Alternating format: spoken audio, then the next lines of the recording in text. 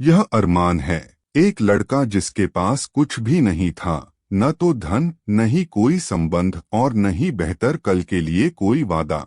लेकिन उसके पास कुछ शक्तिशाली था। उसके पास एक सपना था, एक सपना जो उसकी परिस्थितियों से बड़ा था। जब दूसरे बच्चे खेल रहे थे, अरमान काम कर रहा था। जब उसे किताबें उठानी चाहिए थीं, तब उसने बोतलें उठाईं। लेकिन उसने कभी शिकायत नहीं की। वह जानता था कि यह सिर्फ शुरुआत थी, अंत नहीं। वह बाहर से देख रहा था, सिर्फ खाने के लिए नहीं बल्कि ज्ञान के लिए भी। वह उस कक्षा में बैठने का जोखिम नहीं उठा सकता था, लेकिन इसने उसे सीखने से नहीं रोका।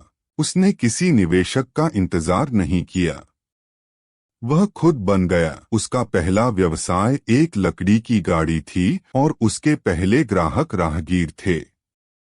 लेकिन उसके लिए यह एक बहुराष्ट्रीय साम्राज्य बनने की राह थी।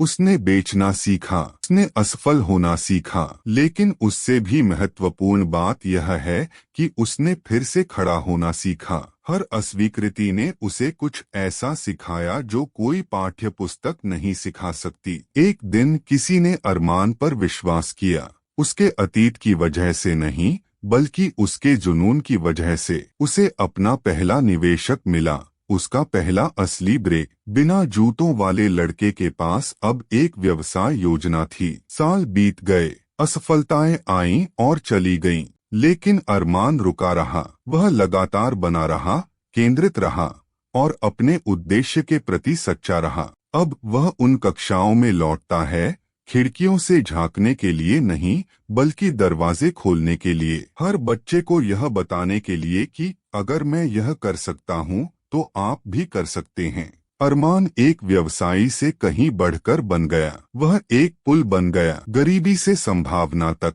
अस्तित्व से सफलता तक। यह सिर्फ उसकी कहानी नहीं है, यह आपकी भी हो सकती है। आपकी पृष्ठभूमि आपके भविष्य को परिभाषित नहीं करती, आपकी भूख करती है, आपकी मेहनत करती है। हर महान यात्रा एक टूटे हुए कदम से शुरू होती है और उन लोगों के लिए जीत में समाप्त होती है जो कभी चलना बंद नहीं करते।